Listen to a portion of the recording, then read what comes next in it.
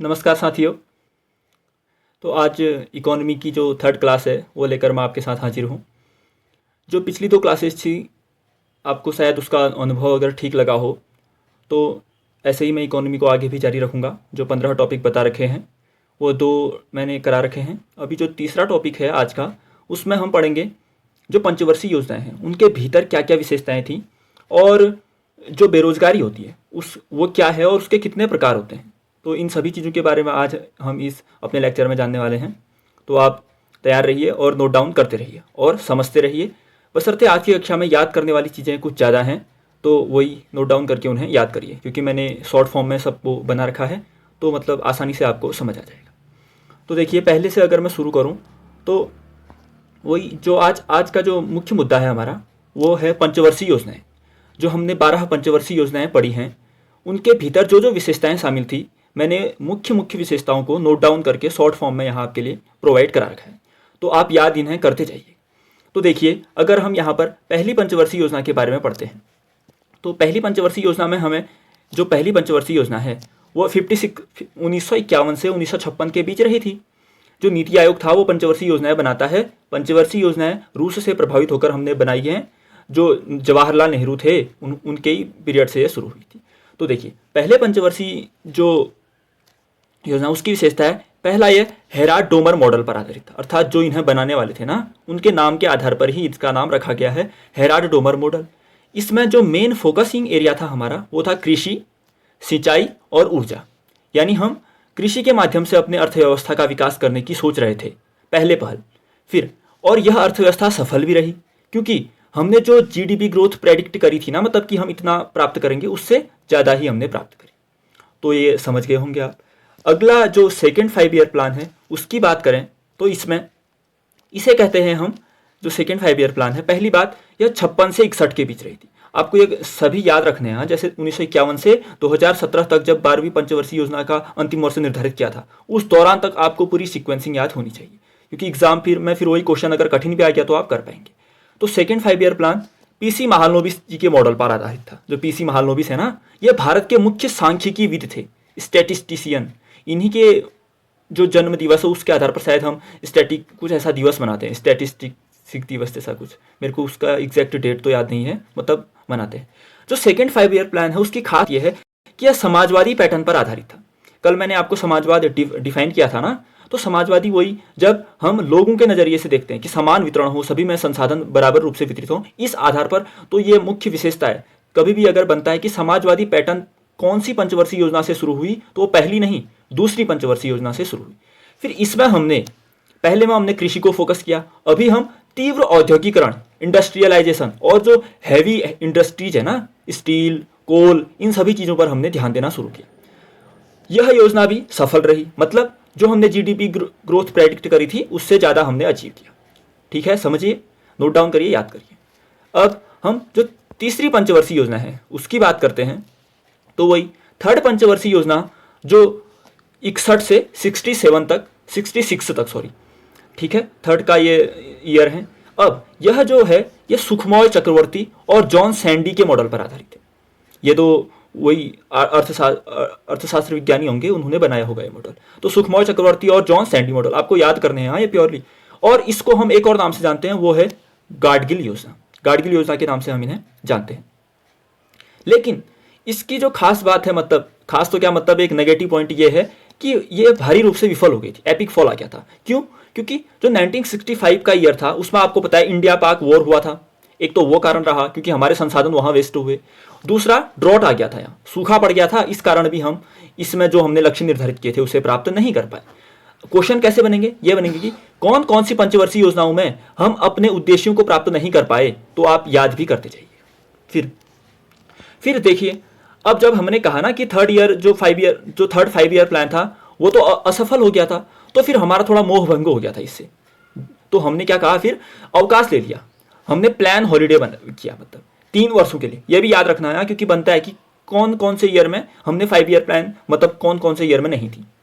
तो 3 वर्ष 66 से 69 तक, 1966 से 1969 तक हमने प्लान हॉलीडे अपनाया। इस दौरान योजनाएं तो बनाते ही होंगे हम कि मतलब कुछ तो टारगेट फिक्स करते होंगे, लेकिन हम वो 5 वर्ष के आधार पर ना करके ईयरली वाइज पर करने लग गए थे। तो ये हॉलीडेज था, प्लान हॉलीडे, इतना भी ठीक है, समझ आया होगा। फिर अगला आता है fourth 5 year plan. Fourth 5 year plan का वही सीक्वेंसिंग। अब देखिए 69 पे हमने खत्म किया हॉलीडे, फिर 1969 से 1974 तक, इस दौरान इंदिरा गांधी जो अपनी मेजोरिटी के साथ ही जीत कर आ गई थी, तो उन्होंने फिर कुछ सख्त कदम भी उठाए थे। जैसे हम 1971 में देखते हैं बांग्लादेश का विभाजन होना पाकिस्तान से, वैसे फिर अन्य भी कई चीज़ें हैं इसमें। तो देखिए ये योजना, चौथी पंचवर्षीय योजना 69 से 74 तक, और इसका जो मॉडल था वो अशोक रुद्र व एलन मैनी के मॉडल पर आधारित था। इन दोनों ने ये योजना बनाई थी। इसमें जो इंदिरा गांधी है ना, उन्होंने गरीबी हटाओ का नारा दिया था। कब? जो 1971 में चुनाव हुए थे उसकी कैंपेनिंग के दौरान गरीबी हटाओ। ये क्वेश्चन बनता है कि कौन से, मतलब कब ये नारा दिया गया था। लेकिन इसकी भी बात यह है कि यह योजना भी भारी रूप से विफल हो गई थी, एपिक फॉल। क्यों?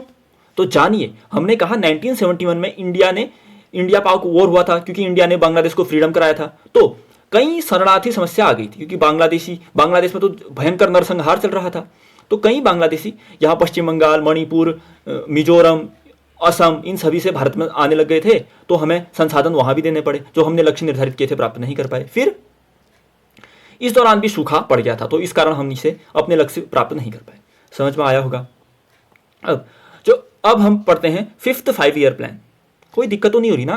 मतलब नोट्स हैं, मगअप करिए, हो गया। ऐसा तो कुछ है नहीं, मतलब यही है ना, मतलब जो समझने वाला भाग है आपको समझना है, और अगर जो मगअप करने वाला है मगअप करना है। अगर आप कंसिस्टेंटली ये करते जा रहे हो तो मतलब क्यों नहीं मजबूत होगी, अच्छे नंबर क्यों नहीं आएंगे? अब वही है कि आप कितना धैर्य और मतलब मेहनत से काम करते हैं। ठीक है, अभी फिफ्थ 5 ईयर प्लान की बात की जाए तो ये वही 74 से 79 के बीच निर्धारित करी गई। इस दौरान भी इंदिरा गांधी की ही सरकार थी। ठीक है, इसको किसने ड्राफ्ट किया? उसमें है सी सुब्रमण्यम, और बाद में जो डीपी धर हैं उनके द्वारा ये ड्राफ्ट किया गया था।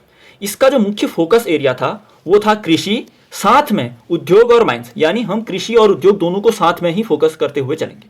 ठीक है, ओरिजिनली यह एक 10 वर्ष का लॉन्ग टर्म प्लान था। मतलब जैसे हम 10 वर्ष के लिए उन्होंने विजन निर्धारित किया था, लेकिन हमें पता है 1975 में इमरजेंसी लगी थी, मतलब भयंकर। उस दौरान भी मतलब अन्य जो भी चीज़ें हुई बाद में करेंगे उसकी बात। तो फिर जब 1975 में इलेक्शन हुए तो जनता पार्टी की सरकार चुन के आई, कांग्रेस को हरा दिया। फिर मोरारजी देसाई जी की सरकार आई, उन्होंने जो ये 5 ईयर प्लान था 79 तक, इसको रद्द कर दिया।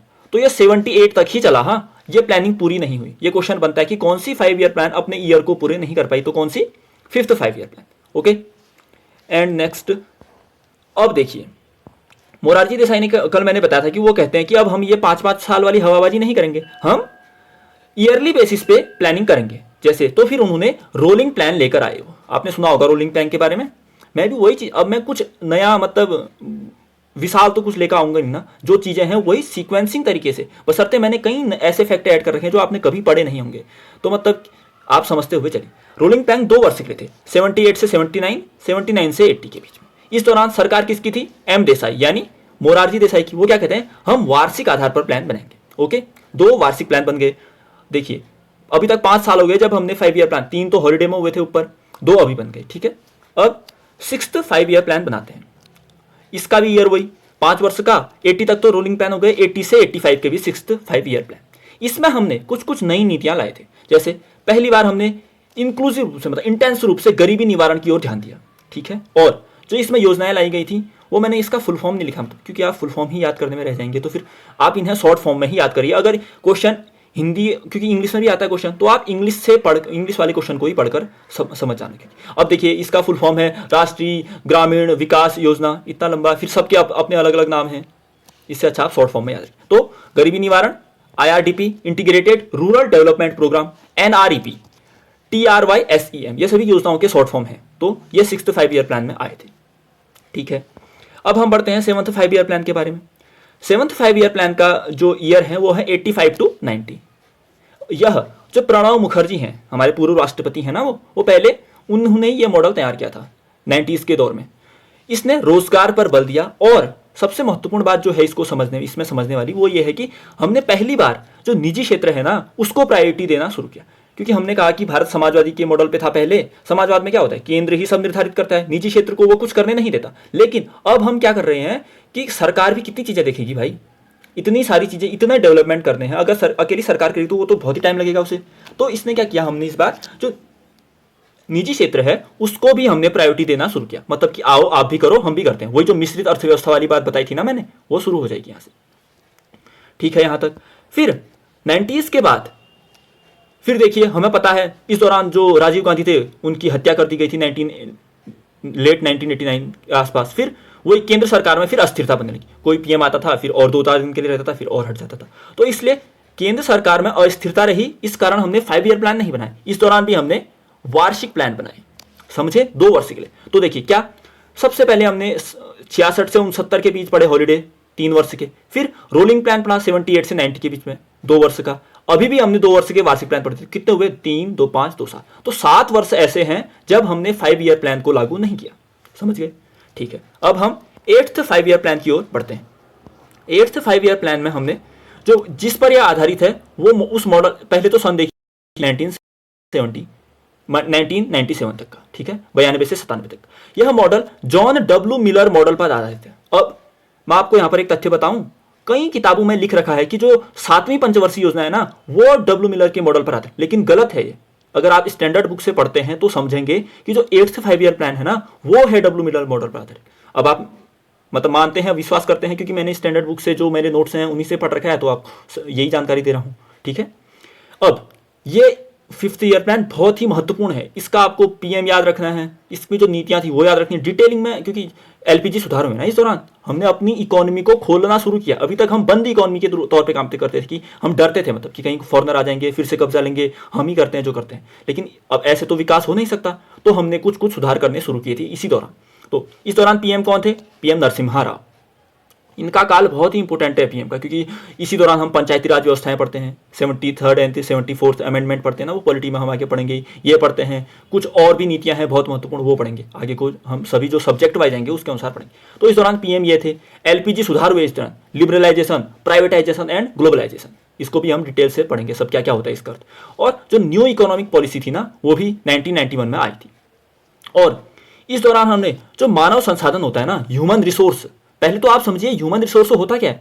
मतलब अगर मैं एक मनुष्य हूं, मेरे पास अपने क्या संसाधन है, पैसा तो चलो मैं बाहर से कमा रहा हूं ना, मैं अपना, मेरा क्या है, जैसे मेरे पास शिक्षा है ना, नॉलेज है, वो मेरी है। मतलब आप कुछ भी कर दो, मैं, आप उससे मेरे को दूर नहीं कर पाएंगे। जो मेरे पास शिक्षा है, अगर मेरा स्वास्थ्य बेहतर है तो वो मेरा ही है।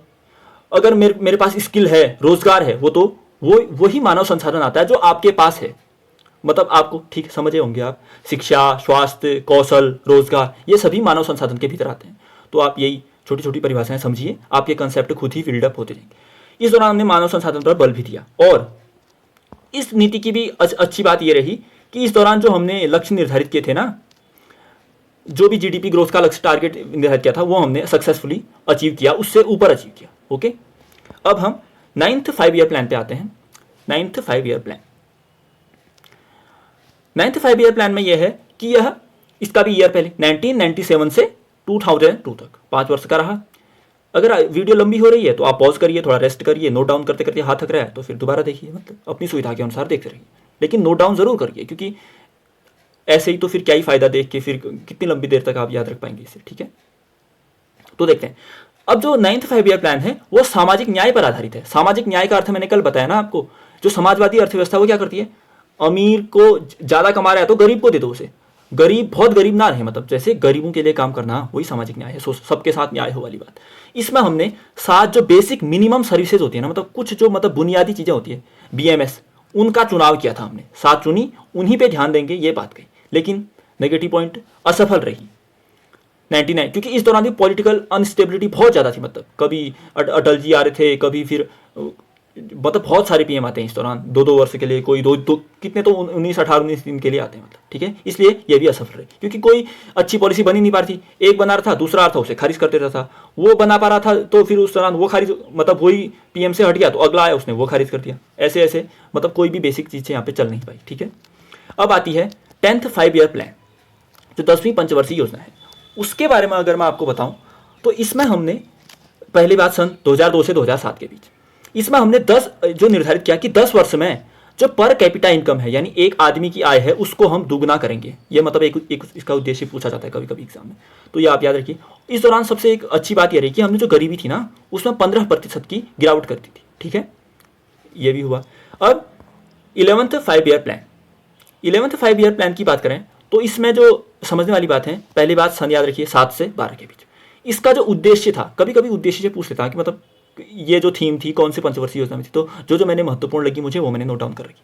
तीव्रतम समावेशी विकास, यानी जो समावेशी विकास मतलब इंक्लूसिव ग्रोथ। इंक्लूसिव मतलब सभी को शामिल करते हुए, जब हम सभी लोगों को शामिल करते हैं वो इंक्लूसिव ग्रोथ कहलाती है, ये था। लेकिन यह विफल रही, क्यों? क्योंकि जो हम पढ़ते हैं 2008 और 9 के दौरान, 2008 और 9 के दौरान अमेरिका में एक सब प्राइम क्राइसिस हो गया था।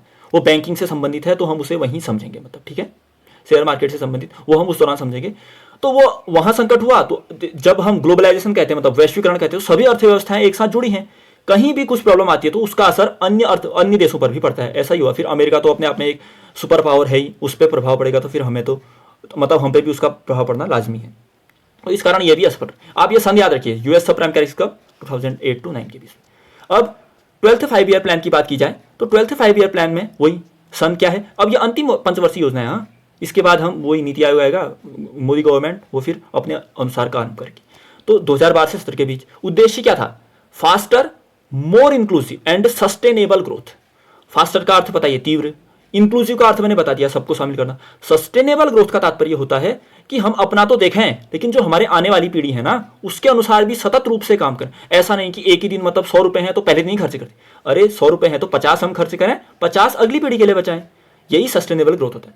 अपना चलें, वनस्पति के साथ भी, मतलब जो पर्यावरण है उसको भी बचाते हुए चलें, ताकि भविष्य में भी तो हमारी पीढ़ी आएंगी ना, हम ही सब कर देंगे खत्म तो फिर आगे वो कैसे जिएंगे। इसे कहते हैं सस्टेनेबल ग्रोथ। एक इसकी वो परिभाषा पढ़ी रखी होगी आपने कि कम अपनी जरूरतों आवश्यकताओं के अनुरूप और भविष्य की पीढ़ी के अनुरूप संसाधनों को खर्च करना सस्टेनेबल डेवलपमेंट, जो सतत विकास कहते हैं वो है। ठीक है, ऐसा मतलब वही समझाने वाली बात समझिए, लिखिए, याद करिए। अब ये अंतिम 5 ईयर प्लान है और पूर्ण नहीं हुई थी, ठीक है, वो तो हम जानते ही हैं। तो इतना हुआ ये 5 ईयर प्लान जो 12 है उसके जो भी महत्वपूर्ण बातें हैं, मुझे जो महत्वपूर्ण लगी और जो मैंने याद करी वो आपको बता रखी है। आपको अच्छे लगते हैं याद करिए, नहीं समझ आए तो क्योंकि मैंने बताया डाइवर्सिटी बहुत है, जहाँ से समझ आ रहे हैं वहाँ से करें। ऐसा जरूरी नहीं कि आप मतलब मुझसे ही पढ़ें और इतने पर ही रुक जाएं, ऐसा भी नहीं। अगर आपको कहीं और, क्योंकि मेरी भी लिमिट है ना, आपको अगर कोई नई चीज़ मिलती है तो आप शामिल करें, मुझसे कुछ छूट जाता है तो उसके लिए मुझे माफ़ करिए, ठीक है। अब जो एक अन्य टॉपिक मैंने इसमें शामिल किया है वो है बेरोजगारी व इसके प्रकार, अनएम्प्लॉयमेंट एंड इट्स मतलब फैक्टर पढ़ेंगे हम इसके, ठीक है। तो सबसे पहले इसमें मैंने एक तथ्य बता रखा है, बेरोजगारी के में एक संस्था आती है ILO, इंटरनेशनल लेबर ऑर्गेनाइजेशन, अंतर्राष्ट्रीय श्रम संगठन। इसकी स्थापना 1919 में हुई थी, 1919 के दौरान। कब? हम पढ़ते हैं 1914 से 1919 के दौरान वर्ल्ड वॉर फर्स्ट हुआ था। जब वो समाप्त हुआ तो एक वर्साई की संधि हुई थी जिससे वर्ल्ड वॉर फर्स्ट समाप्त हुआ। उसी से हमने ILO को भी स्थापित किया ताकि जो श्रम कानून है वो अच्छे बने, सभी देशों में मजदूरों के साथ भी अच्छा व्यवहार हो, इसलिए, ठीक है।